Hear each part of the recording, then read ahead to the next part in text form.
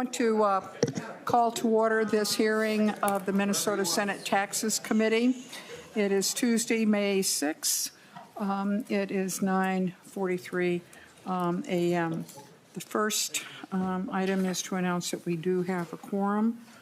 And secondly, we have the minutes from April 29th, 2025. Are there corrections or additions to the minutes? Seeing none, the minutes are approved as presented. The next item, I should say, on our agenda is a presentation by the Minneapolis Sports Facilities Authority. I'd like to welcome to the witness table Mr. Mike Beckich.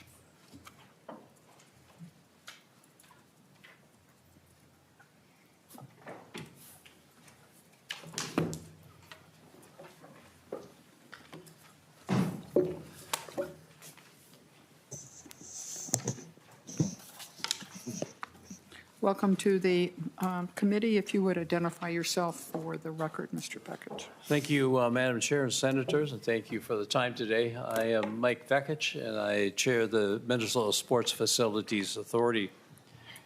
The MSFA is a political subdivision of the state of Minnesota, serving as the organization responsible for the public oversight of the state's investment and ownership of U.S. Bank Stadium. I'm here today to share with you a few key objectives. One, the successful operation of U.S. Bank Stadium, meeting and exceeding all promises and original intentions for the venue as an economic engine for the state of Minnesota and the city of Minneapolis. Two, an overview of our existing funding streams and short and long-term capital investment needs for U.S. Bank Stadium. Three, the request for funding for Phase 2 of the permanent secured perimeter, an important public safety initiative to protect and maintain the venue. And four, the important statutory obligation from the 2012 legislation for the state of Minnesota to maintain this venue in a first-class manner, similar to and consistent with other comparable NFL stadiums. On this subject, I am joined today by an expert from the architectural firm of Populous to provide greater detail about the projected long-term capital needs of the stadium following my comments. The Minnesota Sports Facilities Authority was established by the legislature in 2012 and charged with the design, construction, and operation of U.S. Bank Stadium. While investments into the building of this venue were supported by the state of Minnesota, the city of Minneapolis, and Minnesota Vikings, and the MSFA as a political subdivision of the state of Minnesota owns U.S. Bank Stadium and operating it as a state asset. Today, the MSFA makes decisions in the best interest of the people of Minnesota by overseeing the maintenance of and the reinvestment in U.S. Bank Stadium. The MSFA ensures that U.S. Bank Stadium is being operated and managed at the highest level through oversight of the stadium operator and multiple partners, unions, and vendors. Together, we provide a safe, world-class sports and entertainment environment for all. The venue has proven to be a major economic driver. Pages 2 and 3 of today's handout overview of the employment, community, and event impact.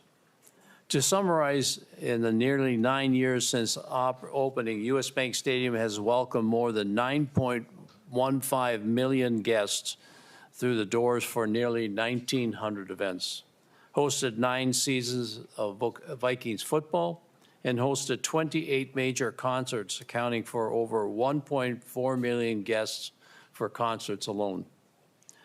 Welcomed guests of all ages for family events such as Monster Jam and Supercross.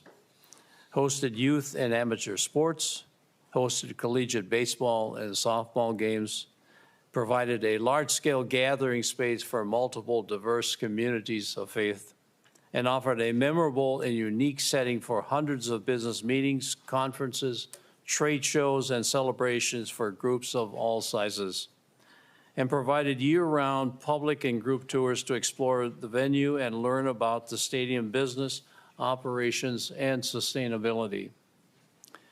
The U.S. Bank Stadium has also been recognized for best-in-class operations through becoming the first professional sports stadium to be certified LEED Platinum for operations and maintenance, be ranked as the top NFL facility by members of media via The Athletic, named #1 in the NFL for overall day satisfaction from the 2024 season, and recently recognized by the Paralyzed Veterans of America as the first NFL stadium to receive the Barrier-Free America Award for commitment to accessibility.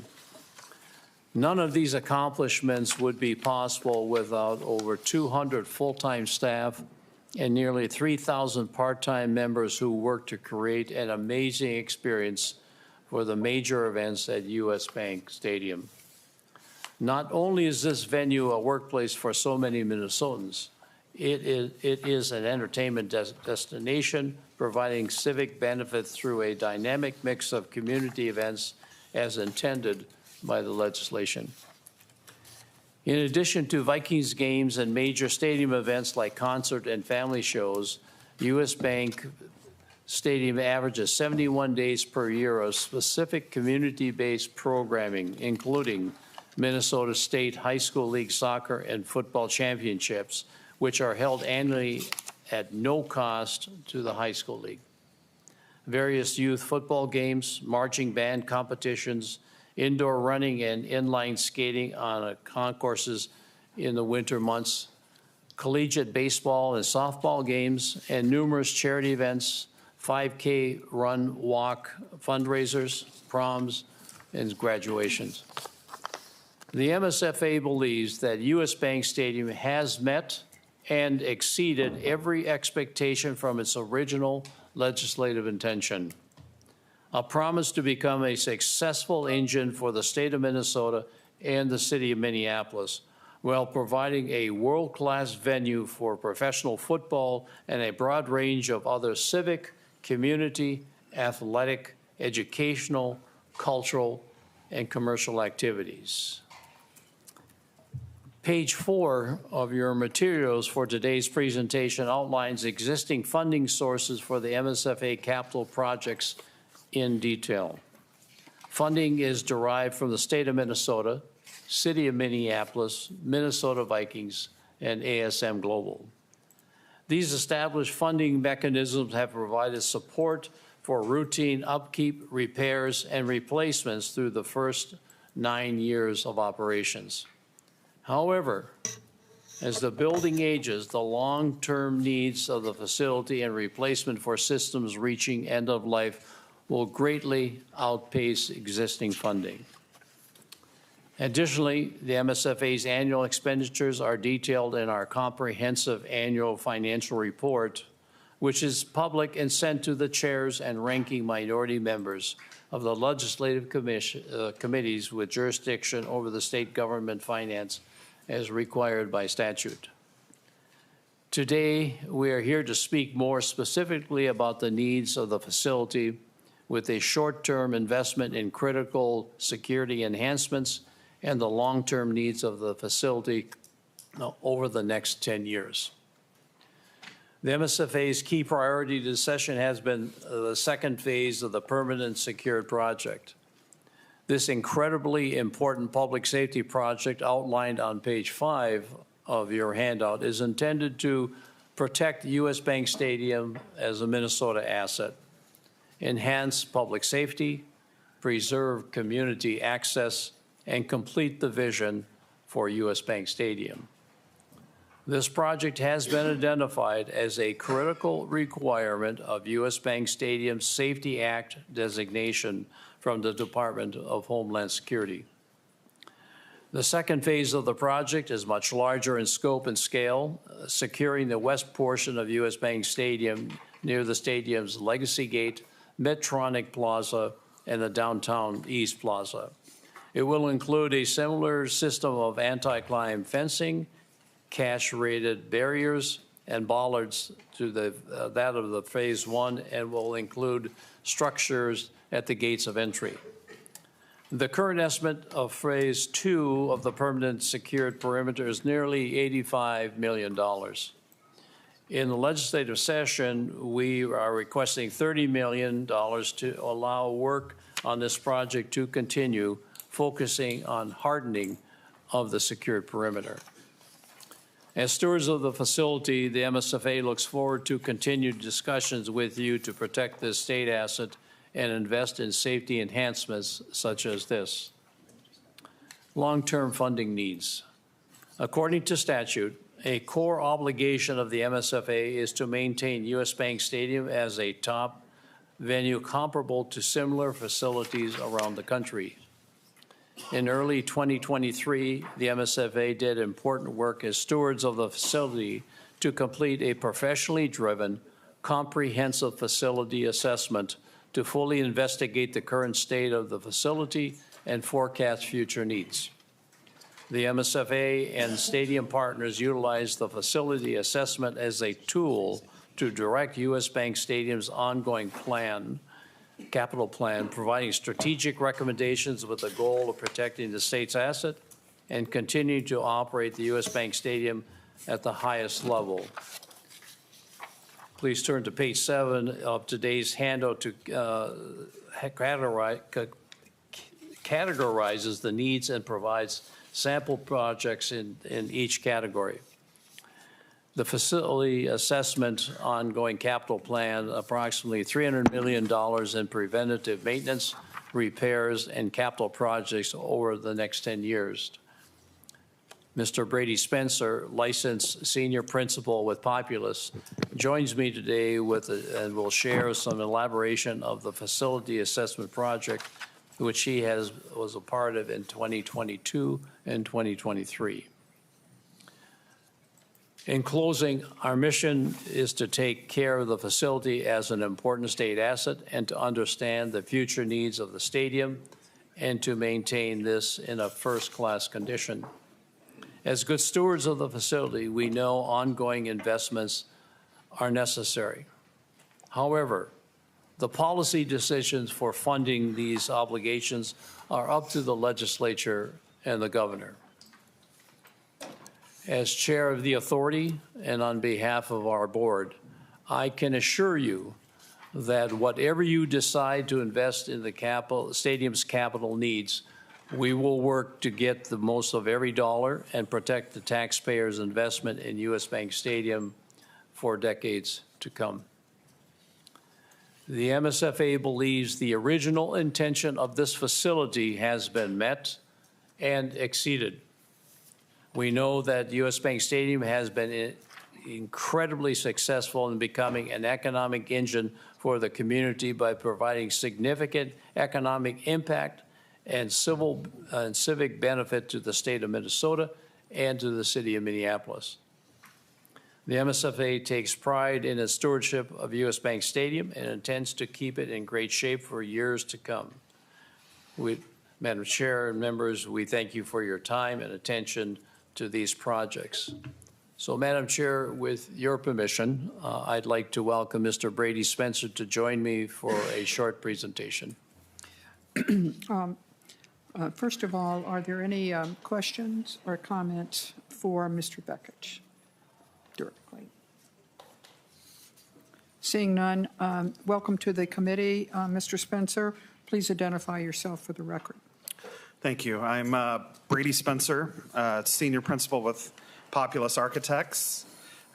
Been with the firm for 29 years now, working only on NFL stadiums in that time period. As Chairman Bekich said, in late 2022, early 2023, we were hired by the MSFA to perform a full facility condition assessment on U.S. Bank Stadium. I thought I'd start by helping you understand a little bit more about the process and what a facility condition assessment entails. It's a visual observation of all major components of the facility, architectural, structural, mechanical, audiovisual, every piece and part of the facility. It establishes a baseline on the stadium's current condition to assist the MSFA and the stadium operator in making decisions on the future maintenance needs of the stadium. The findings are also used to build a condition assessment report with anticipated repairs and associated estimated cost.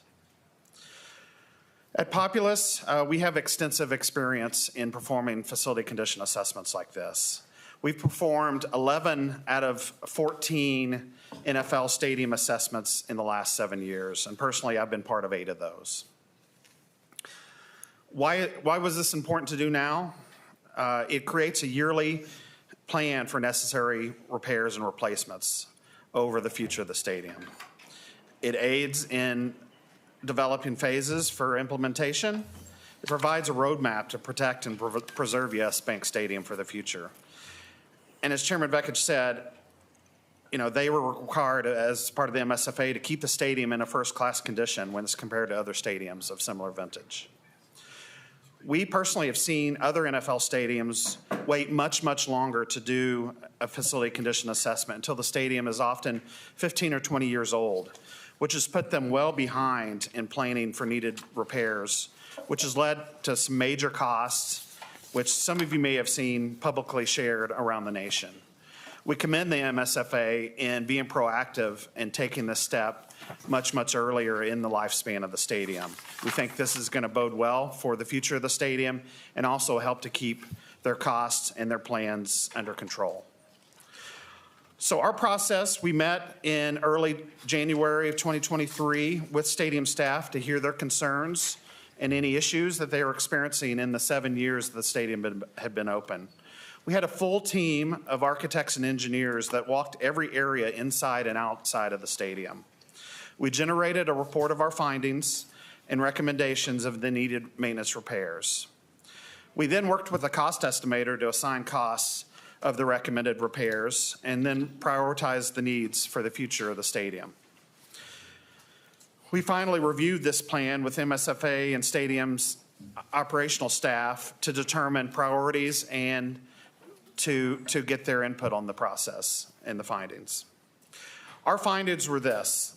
Overall, the stadium is in very good condition after the 7 years when we did the assessment in 2023 and being well maintained. As Chairman Vekich said, over 1 million guests come through the stadium over the course of a year. That's a high volume building where you get lots and lots of guests like that. It's normal when you have a high volume building where 1 million guests come through that you're going to get normal wear and tear of the facility in the high traffic areas. And the same is true at US Bank Stadium. Also, technology continues to evolve and needs to be replaced every few years on a regular basis. That's also part of this assessment findings. In closing, I would just like to say, this assessment and this plan is really about protecting the great investment that you've put into US Bank Stadium, not letting it fall behind in terms of the repairs and the planning for that, and keeping it first in class as required by the MSFA. Thank you.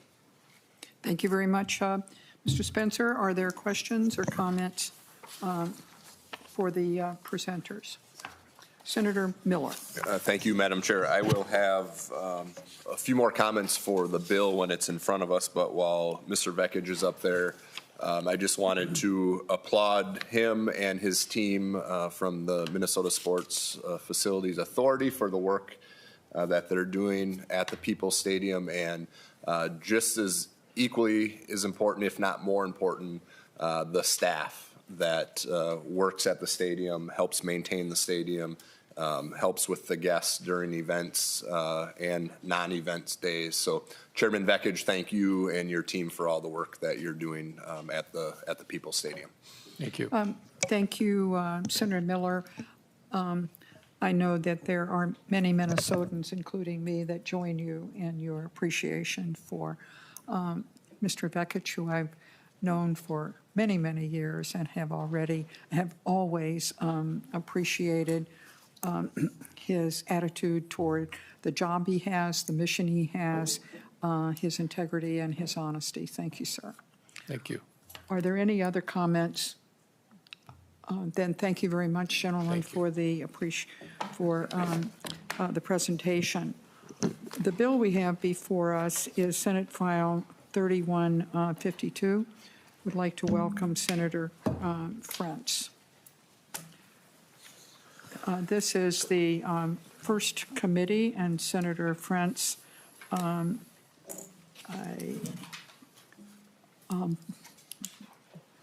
believe, I know it's not on here. Senator Frentz requests the A1 amendment be adopted on his behalf. Senator Dibble moves the A1 amendment. All those in favor, please say aye. Aye. Opposed, say no.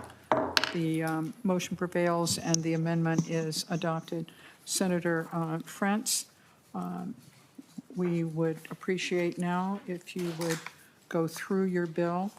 In this instance, subdivision by subdivision, including the impact of the A1 amendment that we just adopted. Senator Frentz.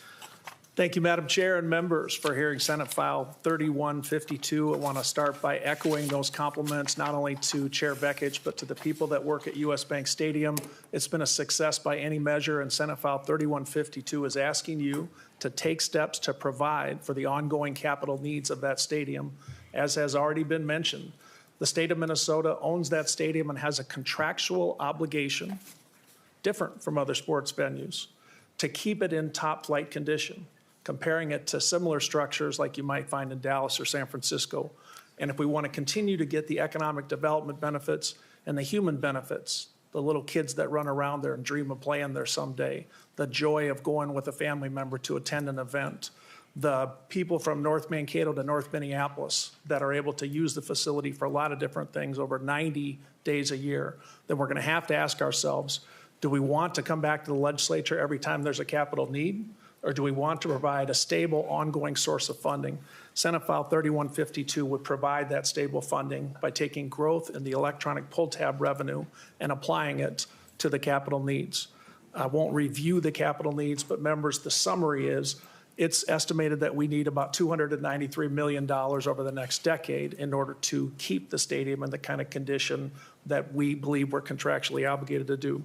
So, having adopted the A1, Madam Chair, and subject to some of the letters that are included, here is the basics of what the bill would do as amended. Yep.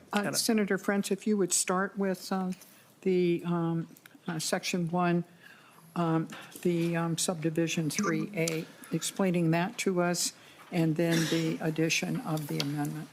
Madam Chair, I have the Senate Council Fiscal and Research Summary, which starts with Section 1, paragraph A, B, C, and D. And we want you to present that. Okay, happy to do that. For the record. Subdivision 3 eluded me. All right.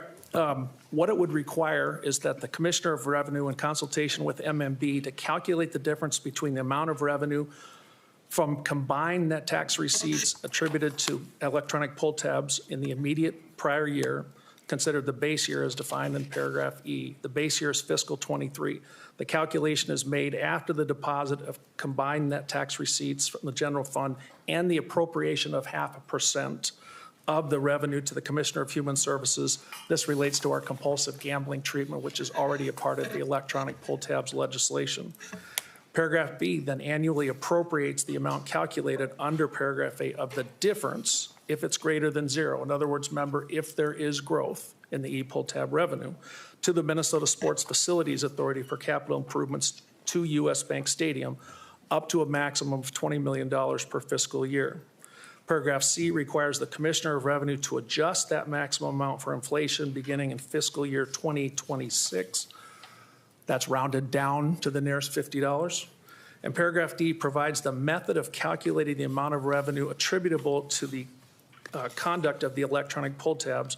There's a little technical, tax committee members, but basically the amount equals the total combined net receipts tax collected multiplied by a fraction. The numerator is the aggregate of all the net receipts derived from e-pull tabs, and the denominator is the aggregate of all combined net receipts from all lawful gambling. E pull tab revenue, all lawful gambling. That's the formula. And Madam Chair, that is briefly a summary of the bill as amended by the A1. Thank you, Senator Frentz.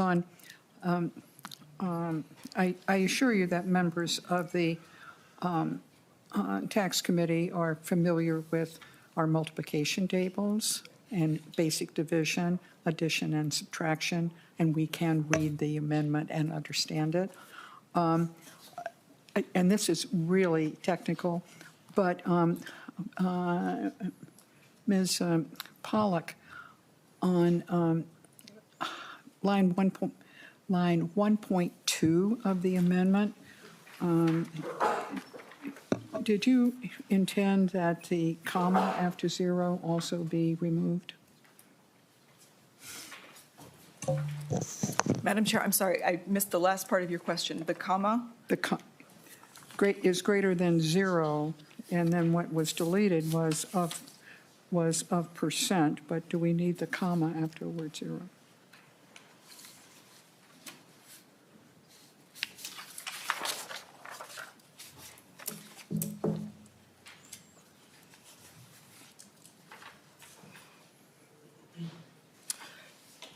Madam Chair, yes, I believe so, because the bill as introduced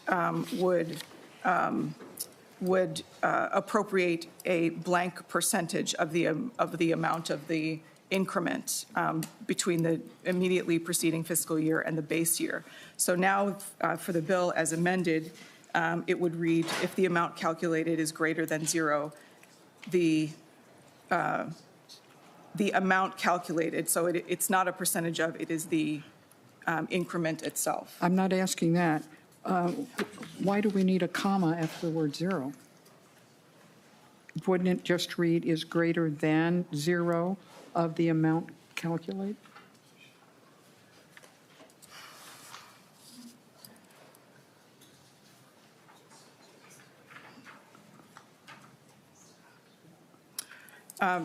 Madam Chair, I think that is maybe a matter of style or preference in drafting. I believe the comma is needed. Ms. Pollock and I are going to argue that later. I don't agree. And the reason why it's important to pay attention to the language is that we don't vote on ideas, Senator Frentz. We don't vote on speeches. We vote on language that's in a bill, and it has to be correct as to our intention and the result that we want.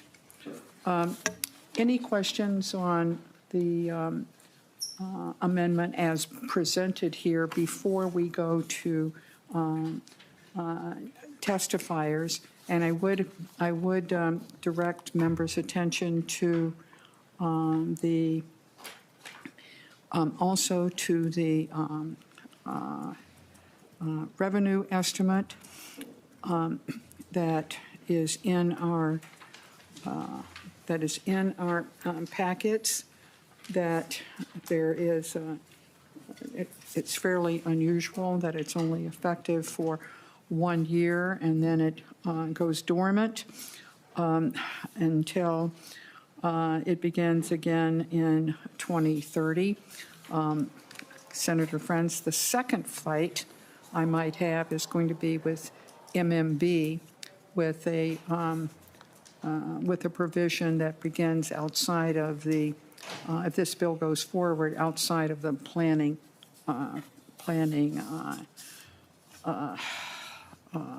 4-year budget that we're committed to. So I would direct members' attentions to the revenue estimate. Senator Frentz, you now may continue with presentation of your bill, and we will, after you do that, we'll have questions from members, and then we'll go to your testifier. Senator Frentz. Thank you again, Madam Chair, and thank you, members. As has been stated, we have a statutory obligation. What the bill proposes to do is use that revenue source which was created for the stadium itself, that is the electronic pull tabs, and only in the instance where there's growth in the electronic pull tab revenue. So we're taking the funding source that was originally designed to help US Bank Stadium, and we're saying let's apply it to its ongoing capital needs. I want to emphasize, Madam Chair, that we've had really good conversations with the Alliance of Minnesota Charities, that we've talked with the city of Minneapolis, that we know that there are those who have questions about how the e-pull tab revenue might be used going forward. But I want to mention for members that in 2023, I carried a bill to make this same dedication for the Capitol Stadium needs. While we did pay off the bonds, we did not choose to follow this path, and that's fine. The bonds are now paid off on the stadium, and other communities have issues with a lack of a steady funding stream for their capital improvements. Houston comes to mind. They have to come back every time there's a need. This is a better plan for Minnesota. Also, Madam Chair, would not be doing my job without highlighting what I think are a couple examples of the economic development aspects of this for the city of Minneapolis and for the state. Taylor Swift brought 500,000 people to US Bank Stadium and to Minneapolis. 125,000 plus of those actually had tickets to those two concerts. Estimated $130 million of economic impact to the city and state just from those two dates. You heard 9 million people have come through the stadium since it was open. That's over 90 events a year, only 10 of which are related to professional football. You had Super Bowl 52, $450 million of economic impact. Madam Chair and members, if there's one thing I'm hoping to drive home for this Senate and this legislature is this is a success economically as well as for our quality of life. It's not just the 9-year-old who dreams of playing there. It's the benefit to the men and women who work in and around the stadium, the businesses in Minneapolis, the state of Minnesota's season ticket holders who drive from all over. All of that makes this a big win. And when I mention the city of Minneapolis, Madam Chair, I'm aware that there's an amendment which might address some of the city's current contributions. I think we should be open to those conversations. But I think what I'm here to do today is to ask members, isn't it time for us to provide the stable ongoing source of funding? Madam Chair, you mentioned the testifiers. Glad to report, members, there are some outstanding people ready to testify to you who have far more expertise than I do. And with that, Madam Chair, unless there are questions from members about the bill and the amendment, happy to go to the testifiers at this time. Senator Dibble. Madam Chair, I think you started to answer my question, and then Senator Weber and I did a little further investigation, which was comprised of actually reading the revenue note in detail. You had mentioned the dormancy, and so folks are wondering what that refers to. If you look down under revenue analysis detail, the reason we see zeros in 28 and 29 is because of MMB and revenues forecasting. Right. On the receipts that would be coming from this source would be lower than the threshold called for in the formula in Senator Frentz's bill. So, Senator Dibble, I kind of answered my own question. Yeah, that's what I was referring to with regard to a fight with MMB. And I'm happy to report that in the battle of the comma, Ms. Pollard was correct. I ignored the word if at the beginning of the thing. Okie dokie. We will now hear from your witnesses if there are no further questions. And as you know, Senator Dibble, after that, we will return to whether any members have other amendments. So I'm pleased to welcome Mr. Andrew Miller.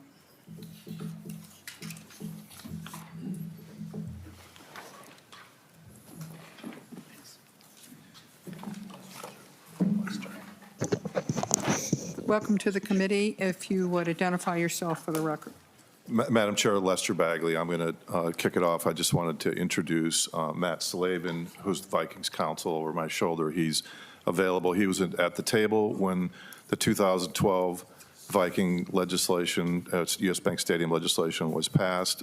He was on the scene when the legislature paid off US Bank Stadium bonds in 2023, and he's been involved in the drafting of this legislation, the mechanism to capture the e-pull tab revenue. So I just wanted to introduce him and let you know he is available as a resource. And I apologize for jumping ahead of Mr. Miller, but with that, I'll turn it back over to Andrew Miller. Apology accepted. Thank you. You have a number of testifiers, and we put them in a list, but we are certainly willing, Senator Frentz, to take them in an order that contributes to the discussion here. Thank you, Mr. Bagley. Thank you. Mr. Miller, now, if you'd identify yourself for the record. Yes, Chair Rest and members of the committee, my name is Andrew Miller. I'm the Chief Operating Officer of the Minnesota Vikings, a position I've held since August of 2019. Thank you for allowing us to speak today. Prior to joining the Vikings, I spent 14 seasons in Major League Baseball, holding several positions with the Cleveland Guardians and the Toronto Blue Jays. I want to thank you all for holding this hearing and being proactive in addressing the long-term future of U.S. Bank Stadium. U.S. Bank Stadium is a success story. It's a success story because of the vision and collaborative work by state and local leaders, the business and labor communities, and the Minnesota Vikings beginning 13 years ago.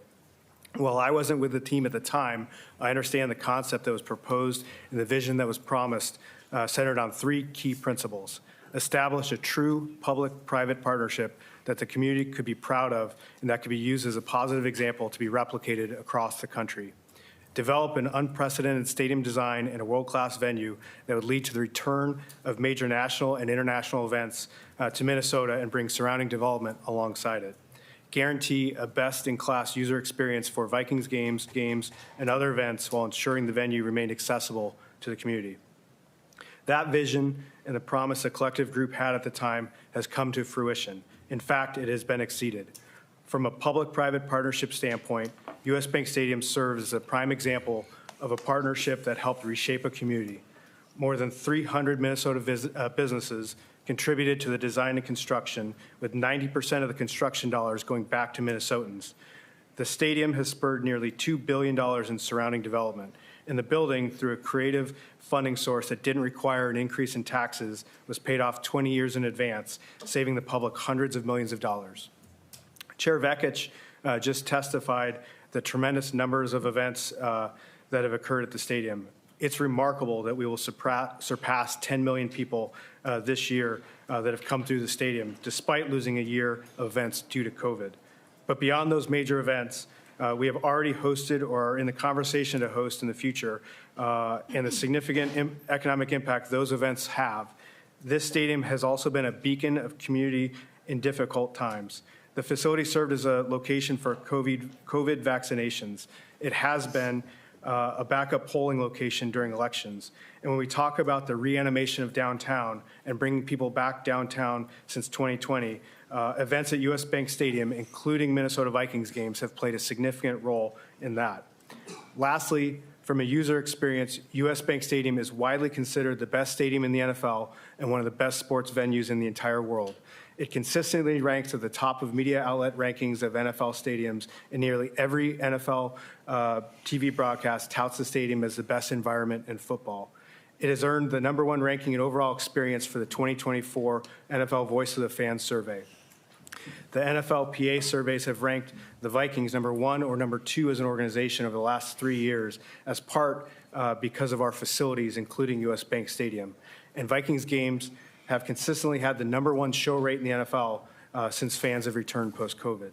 So the natural question with all that success is, why are we here today, given the stadium is only in its 10th season? We're here because there's an obligation to protect the success story for the long term. Like any other building, like each of our houses, as they age, stadiums have systems that need to be replaced, components must be maintained, and technology changes that must be kept up to date. Having worked in other leagues and other markets and led construction and renovation projects of stadiums, having visited nearly every NFL stadium, MLB ballpark, and many venues in other sports, I have seen firsthand the importance of proactive planning, maintenance, and upkeep of stadiums well in advance of making decisions before buildings' infrastructure ages and it's too late. We applaud the bill authors and the bipartisan group of legislators who are proactively thinking about how to continue the success story and maintain U.S. Bank Stadium in a first-class manner, and do it in a way that does not increase taxes, but instead takes a portion of an original and existing funding source, a funding source that has already proven to be successful. Thank you for your time and consideration of this issue. I'll now turn it over to Lester Bagley, and I'm happy to address your questions.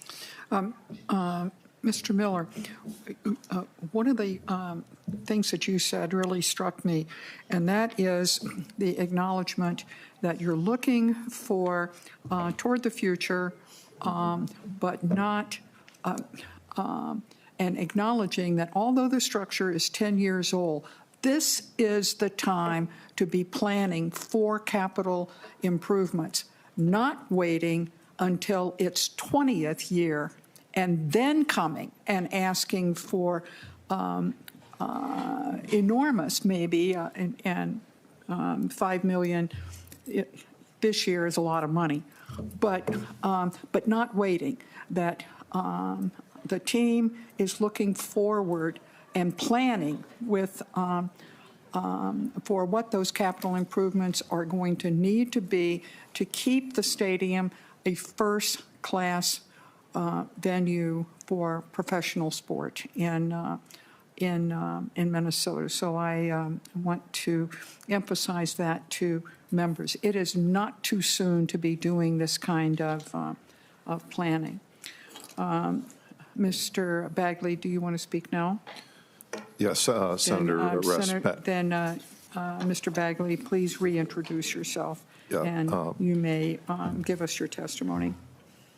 Madam Chair, members, Lester Bagley, Executive Vice President of the Minnesota Vikings. I and my colleagues, many in the room, have spent more than 10 years carefully crafting the agreement to create this incredible asset that's been talked about today. And I wanted to add a couple of salient points about the Vikings agreement with and commitment to the state of Minnesota, and also add some context to this legislative proposal. As you know, of all the state's professional sports facilities, U.S. Bank Stadium is the only facility owned by the state of Minnesota. And the state's investment in the facility was delivered through revenues generated through the sale of electronic pull tabs.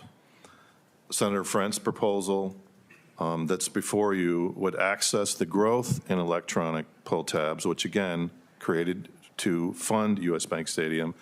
Electronic pull tabs would not exist without U.S. Bank Stadium, and of course, U.S. Bank Stadium would not exist without electronic pull tabs. This proposal would access that funding source that was created to build this building.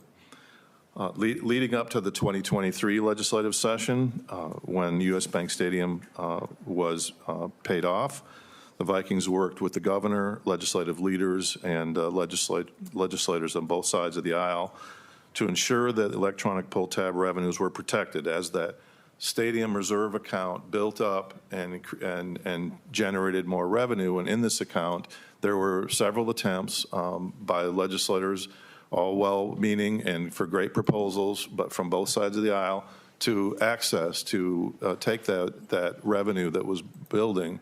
And our effort was to encourage the legislature and the governor to save that effort, to let that money generate, and eventually it would be enough to pay off the facility in full, and that's what happened in 2023.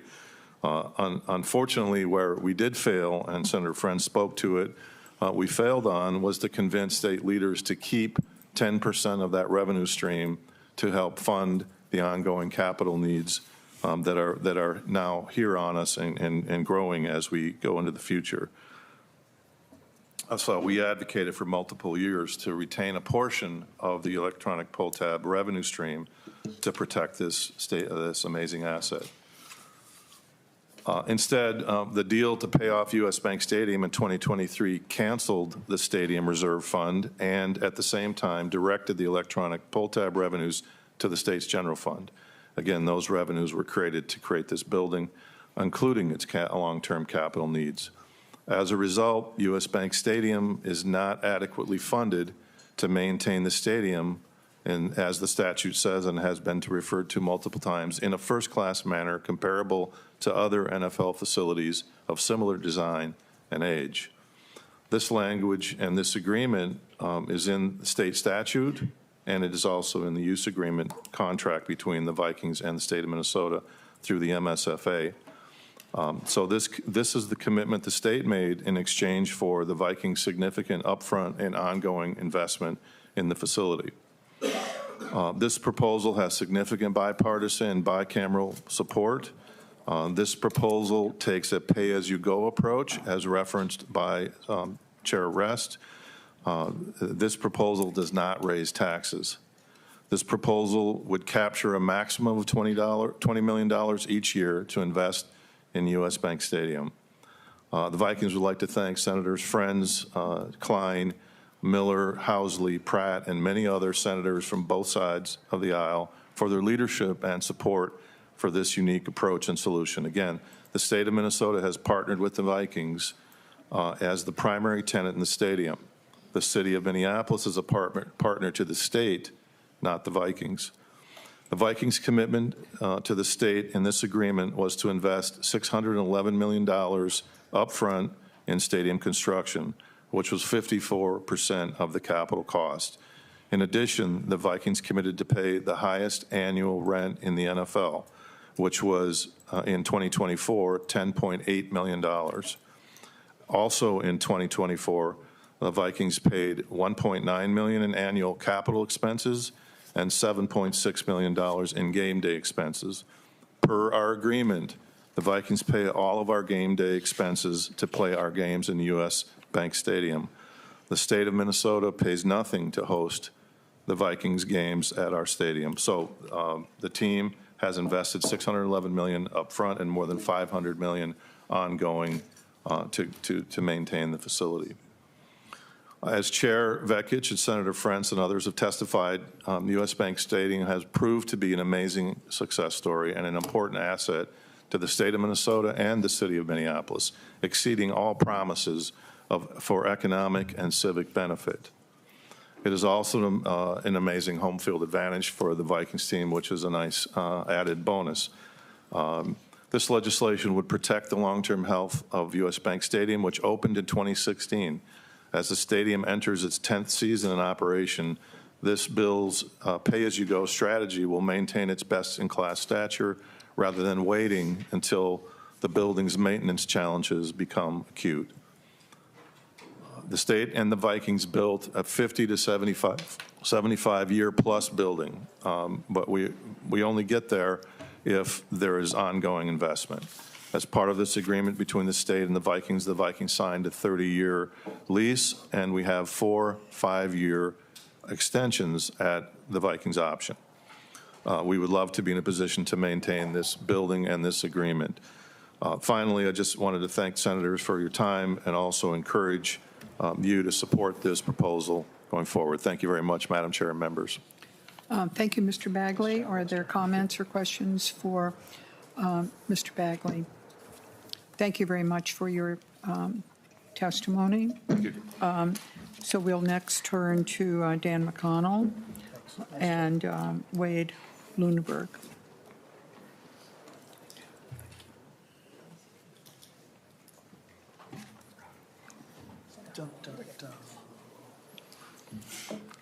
Welcome to the committee. If you would identify yourself, starting with Mr. McConnell.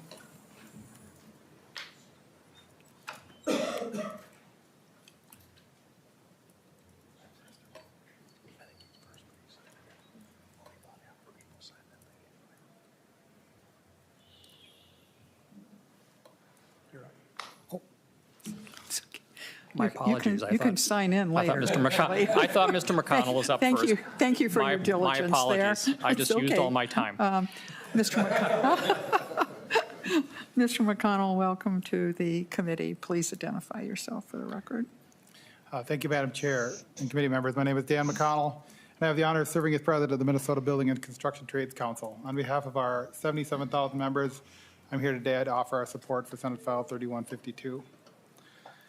I worked very closely on the construction of the stadium starting in 2011 when I started working with the building trades, advocating for the project through the groundbreaking and the construction until the grand opening in July of 2016. During that time, over 8,000 of our members worked on that project. And whether you're a member of the Skull Nation, a Packers fan, or even if you don't care about football, I think we can all agree that the stadium is an impressive facility. It's the product of nearly 4 million hours of labor by the men and women of the building trades who literally put their blood, sweat, and some tears into the project. In the nearly 10 years since its opening, our members have worked in the facility nearly every single day. The facility has hosted thousands of events and concerts, and like any building, it needs to be maintained. I believe the mechanism that's proposed in Senate File 3152 is an elegant solution that captures a small portion of the revenue stream that was created to pay for the stadium. That will provide a predictable source of funding that will maintain this world-class facility in first-class condition and maintain this state asset for generations to come. I urge the members of the committee to support the bill, and I thank you for your time. Thank you. Next, we have Mr. Lundberg. Thank you, Chair Rest and committee members. My name is Wade Luneberg, Political Director with Unite Here, Local 17, Minnesota's hospitality union. Unite Here has 8,000 members in union hotels, airport concessions and in-flight catering, craft brewing, distilling, college cafeterias and food service, our convention centers, and in all of our major sports facilities. Our diverse membership reflects a much larger industry where 1 in 10 Minnesotans work in hospitality that is such an important part of our economy.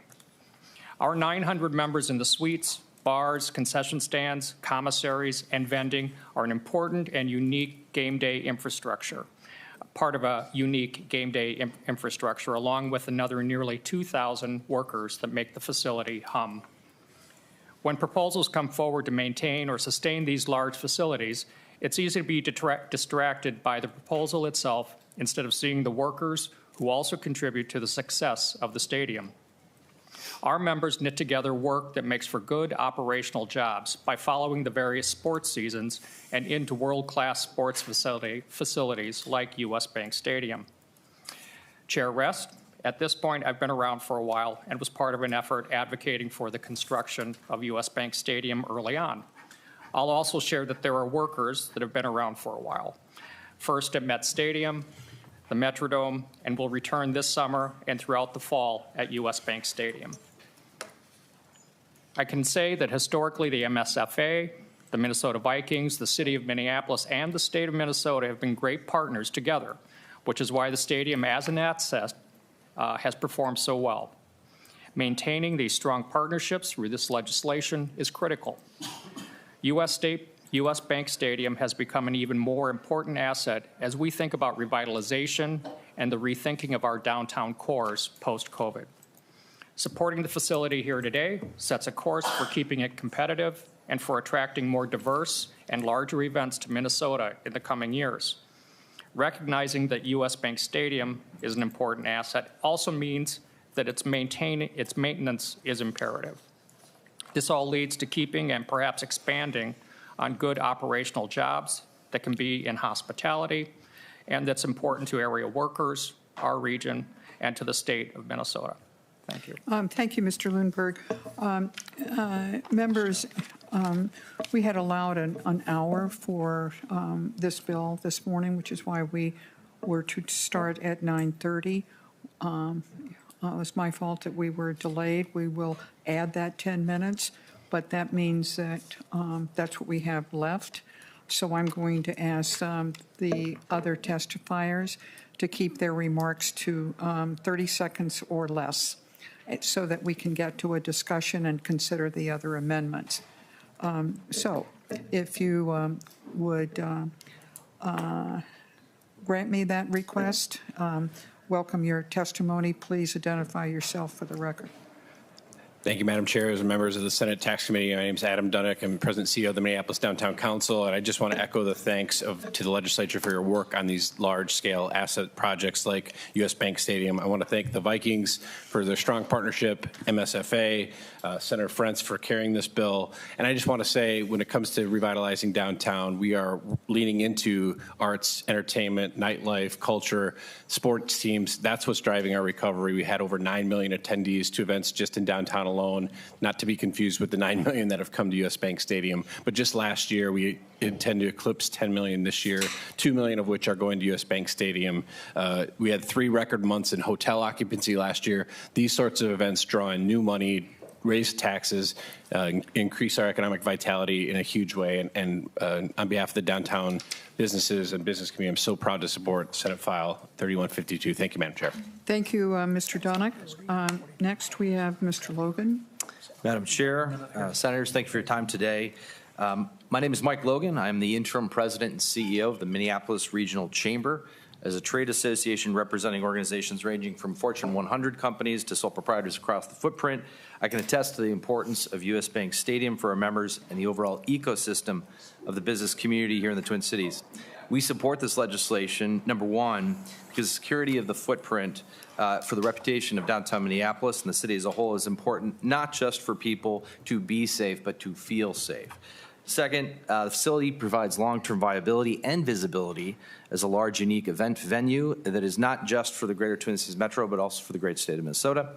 Third, I cannot underscore enough how regular maintenance and innovative investment is important for our membership across the Metro as we draw in residents from across the region, nation, and world that spend money at local businesses. And finally, I think it's also important to recognize that these kind of state-of-the-art facilities are important not just for Minnesota Vikings games and unicorn events like Taylor Swift concerts, as Senator Frentz mentioned, but also signal to workforce talent and highly mobile and relocatable potential employees that we have the kind of amenities that match their desired lifestyles, much as some other large cities around the country. I would simply ask for your consideration in supporting further investment in this unique facility because a permanent secured perimeter and beyond that, a long-term pay-as-you-go funding mechanism is important to the over 42,000 businesses in Hennepin County alone that rely on the regional amplified benefits it provides. Thank you very much. Thank you, Mr. Logan. I couldn't agree with you more about the contribution that our major sports teams make to the safety of residents, guests in downtown Minnesota, and that at Minneapolis, and that includes not only the Vikings, but and the events that are held there, not just and that goes to the Sports Facilities Commission as well. Not only the Vikings, but certainly also the Twins and our wonderful Timberwolves. But thank you for emphasizing that in your testimony. The final one, if needed, is Mr. Slavin. Madam Do we Chair, need to hear from him, Senator Frentz? Thank you, Madam Chair. I think we wanted Mr. Slavin to be here if there were questions. For questions? His Okay. experience and expertise is valuable, but if we don't need that. Thank you, Senator Dibble. Senator Dibble, do you want to hear a comment from Senator Weber before we get to your amendments? Senator Weber. Thank you, Madam Chair. Well, certainly, first, let me express my general support of the process to build a reserve for this type of thing, and general support for the bill. My concern, however, goes back to in 2023 when the bill's debt was paid off. There were substantial changes made to the e-poll tabs at that point in time, which had a negative effect on charitable gambling in the state of Minnesota. And while there were some efforts made to reduce their tax burden at that time, the overall effect for them has been a general downturn in their income as a result of the changes that were made by the legislature. And I know that there's a need for continued reform in that area, and I think there's concern on their part that a provision such as this would damage the ability for that type of reform to occur. And so, Madam Chair, my question for Senator Frentz is, have you, in putting together this bill, have you been visiting with the representatives of charitable gambling, and are there some areas that could be added to this bill to provide some protection for them or for some type of needed reform for that industry? Senator Frentz. Thank you, Madam Chair, and thank you, Senator Weber. Yes, I have. I also spoke to the charities last summer, although that was primarily on another bill that is maybe not going to make as much progress. The charities bore with us while we changed the rules on electronic pull tab. For that, they are owed thanks and some consideration as we go forward. I do not propose changes to the charities' tax or contribution from the e-poll tab account in this bill, but we have had some of those conversations.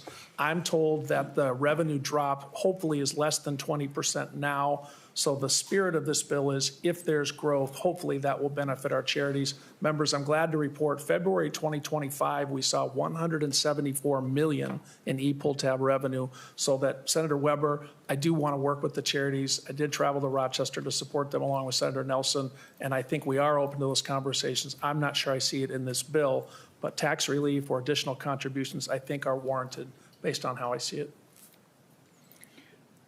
Senator Weber? Thank you, Madam Chair. Well, looking at, you're talking about the growth, but yet we see in the revenue estimate, we see a projected downturn. Can anyone here explain why that type of thing would occur in the projections?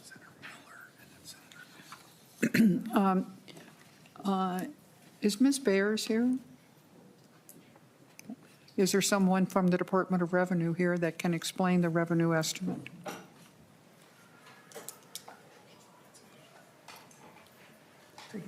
Yes. Thanks, Adam. Please identify yourself for the record. I think you heard Senator Weber's concern about the revenue estimate. Madam Chair and members, my name is Madeline Hare. I'm the Legislative Coordinator at the Department of Revenue. I apologize for Ms. Baer's absence this morning. I'm unable, I don't want to speak on the record and possibly misinterpret the revenue estimate here, but Senator Weber, I'd be happy to get back to you with some answers from our tax research department shortly after committee here. Thank you. That's the answer we're going to get, I think, for right now, Senator Weber. That's fine, Madam Chair. Senator Dibble. Thank you, Madam Chair. If we could all benefit from that information, that would be. Yes. That would be great. Absolutely, Madam Chair. Senator Thank you very Dibble. much. Yep. Thank you. Senator Dibble. Thank you. Madam Chair, if I may ask you a question. Sure. What is the intended path of this proposal? It's going to be laid over. And do we think it's going to be picked up in the larger tax bill and travel there? The reason I'm asking is because I may just, if I have the opportunity, I would like to offer and withdraw these amendments for the purpose of opening up the conversation. But maybe if the conversations are productive, I would like perhaps these amendments to be considered at some point along the way seriously. So would that be prudent for me to offer and withdraw to open up this conversation, or should I ask for a vote at this point? I would prefer that you set your amendments aside. Great, thanks. All right, so I will offer them and just to open up the conversation, get a response from Senator You want Frentz. to offer them and explain them briefly, Yes. and then Great. set them aside. Great, thank you. Madam Chair, I'll offer the A4 amendment first. Members have the A4 amendment. Senator Dibble. Thank you, Madam Chair. So what the A4 amendment would do, I'm not sure if it's been distributed or not. All right, well, I'll describe it as it comes around so we can save a little bit of time. And that would request resources from this source that in Senator Frentz's proposal to be used to make the glass more safe for birds. And the reason, Madam Chair, that I'm offering this idea, this amendment, is because we are, of course, probably are aware that the population of birds in our country has declined by fully a third, and that reduction, that loss of bird population is accelerating, and we're approaching actually a tipping point. The number one reason for bird mortality is building collisions. And this issue has been around for a while, and there was a study commission who paid quite a bit of money to study the effect of bird interactions with this particular building, and discovered that, in fact, it is a fairly high rate of bird mortality that occurs for a lot of reasons, obviously because there's just a lot of glass, and the glass reflects trees and things, so the birds really can't distinguish what they're flying towards, and they hit the glass. And we're also, adjacent to the Mississippi River. The Mississippi River is a migratory flyway. It's a wide open, flat area, and birds travel up and down the continent during migration times. And so this building is responsible for the vast majority of the bird mortalities that occur in the downtown area. So I know that there's been conversation with the Facilities Authority, and they do some of the lighting, turn off the lights at certain times, but that's, of course, impossible during evening events, and that also only reduces the bird mortality by a small fraction. A number of stadiums around the country have treated their glass in ways that is unobtrusive and very affordable. That technology continues to improve, and so this would require, and had this building been built with traditional bonding sources, and maybe a year or two later than when it was built, it would have been required to have bird-safe glass. So that's the proposal, Madam Chair. Thank you. Senator Dibble, do you then withdraw it? I would appreciate a response from Senator Frentz. Senator Frentz, briefly. Thank you, Madam Chair. Briefly, thank you, Senator Dibble. You speak for a lot of Minnesotans who share those concerns. Having said that, I don't know that I could consider that a friendly amendment. I think the decisions about spending are best left to the Metropolitan Facility Sports Commission. And with that, I would just say I think the goal of the amendment is a good one. I do not think I would treat it as a friendly amendment to this particular bill. Senator Dibble. Well, Madam Chair, I'm disappointed in that response. I think this is a state-owned facility. The Sports Facilities Commission is a subdivision of the state. And I would like to continue to press the case because I don't think the public wants to see thousands and thousands of birds meeting their demise at this facility with the funds that they're providing for that purpose. Madam Chair, I withdraw the A4. And I will offer the A2. Senator Dibble offers the A2 amendment. I think it needs to be distributed to most people. Thank you, Madam Chair. So what the A2, I'll just describe it briefly, is as members might be aware, the city of Minneapolis, through its pre-existing sales taxes, some of which are only in the downtown area, some are collected citywide. There's an enduring impression that special taxes were enacted for the purpose of the stadium. That is not the case. Existing city of Minneapolis taxes that were there for other purposes were redirected partially to support both the operating as well as the capital costs, as well as the ongoing operating and maintenance, capital budget and capital maintenance needs to the stadium. And there used to be 5, now there's 4 kind of buckets in which these city sales taxes go into. The first is for state bond debt service. Of course, the bonds are paid off, so those funds are collected and simply deposited into the general fund at this point to the tune of about $6.5 million, $2 million of dollars, which I will add simply go over and are gifted to the city of St. Paul for no reason that I can completely understand. The second purpose is for capital improvements, like what we're talking about today, and that's well and fine, and something that the city of Minneapolis very much understands is important to contribute to. The third is for operating expenses, and again, well and fine. Something that the city of Minneapolis views as its responsibility and happily participates in. The fourth, which was the kind of the amorphous slush fund that we talked about a lot, which was collected for many years, was then changed somewhat to be basically identical to Purpose 2, and that amounts to, again, another about, I think about $6 million, if I'm not mistaken. No, I'm not seeing the. Anyways, it's a few $1 million per year, and that's the part that this amendment speaks to. If in fact the receipts from Senator Frentz's proposal exceed the amount that's collected for this purpose, that purpose would the amount drawn from the city of Minneapolis would go away, or it would if it doesn't come up to that amount, it would offset that. Madam Chair, I think Senator Frentz has a worthwhile proposal as things stand now with the debt service relieved. The bonds have been paid off. The state itself is not making any actual ongoing contribution to the upkeep and the maintenance and the operations of this facility. That's an important thing to do. I think the conversation that I want to have with Senator Frentz is all these various sources that are coming from the Vikings, which is, if you count in rent, probably the same or a little bit more than the city puts in. If you're not counting rent, the city is putting in a little more. It's going to be about $500 million in the next couple of decades. What is the proper mix? The state continues to benefit through the collection of a number of taxes, but also the facility enjoys a number of property and other kinds of sales tax breaks. So just having that policy discussion as it relates back to financing.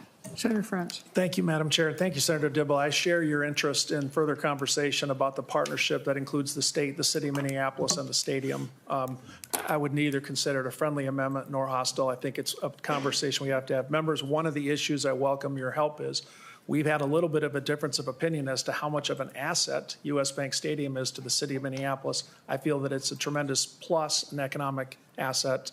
Not every legislator from Minnesota agrees with that. Once we reconcile that, Senator Dibble, I'd be happy to sit down, and as I'm sure with the other members, we want to set an example for public-private partnership that not only looks good for us, but will set a marker for future public-private partnerships, whatever they may be. So with that, Madam Chair, I appreciate Senator Dibble's question. We've had a lot of conversations with the city of Minneapolis. I also like the sense of streamlining that Senator Dibble's suggesting. Madam Chair, with that, Thank you, Senator Frentz. Senator Dibble. I welcome the conversation. I think we need to have it, and I will withdraw the A2. Senator Miller. Thank you, Madam Chair. I know we're short on time, but I have some comments that I think are important to get on the record. And with that, I just want to take a moment to go back in time.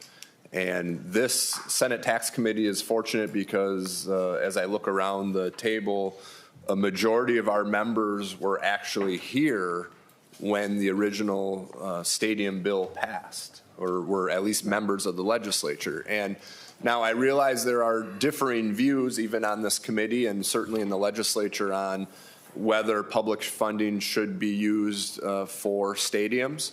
But the reality is that's not the discussion that we're having today. The discussion that we're having today is whether or not we should continue to support state law. And state law says that the People's Stadium, US Bank Stadium, is owned by the state of Minnesota, not to mention it being one of the best stadiums in the country. That's a separate point. But this is an asset of the state of Minnesota, and it is our responsibility to maintain the stadium. And that is what the bill in front of us does. Now, I would be remiss if I didn't share some frustration. I fully support the proposal in front of us, and I'm happy to continue working with Senator Frentz and others to get this done. But I am frustrated because I worked very closely with Senator Rosen and others when this original bill passed. And I can assure this committee and others that the original intent for the electronic electronic pull tab revenue was first to pay off the stadium, and then the intent was for that revenue to continue to support the ongoing long-term maintenance of the facility. That was the intent of the revenue from the electronic pull tabs. So that's why I'm a little bit frustrated that we're even having this discussion today. I'm frustrated with what happened in 2023 when the changes in law were made. I'm happy that the stadium is paid off. That's a great thing for the state of Minnesota, a great thing for the taxpayers. But now the discussion we have to have and the commitment that we have to fulfill as legislators to the taxpayers and to the people of the state of Minnesota is how are we going to continue to maintain the facility in its first-class caliber. It is a first-class caliber stadium. It is our responsibility to maintain it. So I'm happy to continue working with you, Senator Frentz, and I would also encourage Senator Frentz and the stakeholders, myself included, to continue working with the charities. That's another reason why I'm frustrated, because I think this electronic pull tab revenue could have provided tax relief for the charities as well as paid for the long-term facility maintenance. However, the legislature and the taxpayers of Minnesota are in luck because Senator Frentz, Senator Klein, and I are working on another proposal that would provide significant tax relief to the charities, as well as provide some other economic development here in the state of Minnesota. And Madam Chair, I so badly want to offer an amendment to this bill today, but I'm not going to do that. Good. I am not going to do that. But I do want to share my strong support of maintaining our commitment to the People's Stadium and ensuring that this stadium remains a first-class stadium here, right here in Minnesota. Senator Nelson. Thank you, Madam Chair, and I know we're short on time, so I'll be brief. I just wanted to comment on the overall topic today. I mean, yes, we are so proud and thankful. I'm glad to have been part of getting the U.S. Bank Stadium, or we called it the Viking Stadium plan, passed at that time. And it was creative, and it was innovative. And we have seen, and it has been managed well. And we are very excited about the creative funding that helped get that, and then the operation of it, what we have seen as far as its use. It is a world-class event center, and we want to keep that. And we know that that's good for the economy of our state. And so we're very happy about that. And I appreciate the intent of the bill that you're bringing, Senator Frentz. It's a good long-term planning approach. And anytime you have something of value and worth and of long-term value, you do have to know that there's ongoing maintenance or care for that. And that's what I see coming today. We have that in our higher education institutions. We have a formula for that. We call it HEAPR. This is maybe like HEAPR, but for this very important state asset. And so I understand the state's responsibility and actually advantage in keeping this the world-class event center that it is. But I too am just really concerned and disappointed that once again we are going to allied charities to the charities in regards to, as was mentioned here, in 2023, when this legislature changed what had been a long time understanding about the e-poll tabs, and suddenly the 2023 legislature had an epiphany that we needed to change this law. And I think that was very damaging to allied charities, to the charities. And when I'm talking about the charities, you know I'm talking about our communities. I'm talking about what those charities do in our communities, whether it be the firefighters or the ambulances or the youth sports. You know, you can go on and on, our veterans. And so here we are again with this proposal limiting what their ability will be to carry out their mission. And the allied charities, the charities will tell you, their mission is not to be tax collectors for the state of Minnesota. Their mission is to bring that service that they're dedicated to their communities. So I am disappointed in this approach. And what I really would like to see, combined with this very important proposal you're bringing forward, is we need, our communities need, our state needs long-term tax relief for charitable gaming. And I don't see that here, and I just want to register that. And I'm hopeful that going forward, we can be a little more thoughtful about how we look at charitable gaming, and that would include some much-needed tax relief. Thank you. Thank you, Senator Nelson. When we adopted e-poll tabs, period, we made a promise and a commitment to the Native American tribes of Minnesota. In 2023, we kept that commitment, and we are not going to abandon that commitment in 2025. Senator Frentz, do you have a final comment before we lay the bill over? Thank you, Madam Chair, and thank you and your staff for creating time for this. I want to thank all of you members for careful consideration if we're not going to fund the stadium's ongoing needs this way, what do you want to do? Do we want to have us come back for an hour-long hearing every so often for every capital need? I think the better signal to send to the public and the Minnesotans who love the stadium and all of us who benefit from the economic impact is to adopt this type of approach. And I think we can do it. I want to say, Senator Miller and Senator Nelson, I hear you. I think we have work to do on behalf of the charities, and count me in for those discussions. Likewise, Senator Dibble, City of Minneapolis. It's an obvious opportunity to sail our ships in the same direction. We'll have to agree on some factual points, but I look forward to it. And Senator Weber, you've been a champion of those questions all along, and you have my pledge, if the bill moves forward, to continue those conversations and include everybody in it. With that, Madam Chair, I want to say thanks again for the opportunity to have the bill heard. Thanks to the testifiers. This is the best stadium of its type in the country. I think we should keep it up, and I think if we do, people will be thanking us for many years. Thanks, Madam Chair. Thank you, Senator Frentz. I regret that you took so long to introduce this bill barely a month ago. There being no further action on this bill before us, Senate File 3152 as amended is laid over. We'll be meeting tomorrow at 8:30 and on Thursday at 8:30. It is our intention that sometime later today, the chair's mark on the Senate tax bill will be available, be presented tomorrow. We'll take testimony only from those who oppose any provision, not from people who support it. And on Thursday, we will take action on the bill. There being no further business before the tax committee, we're adjourned.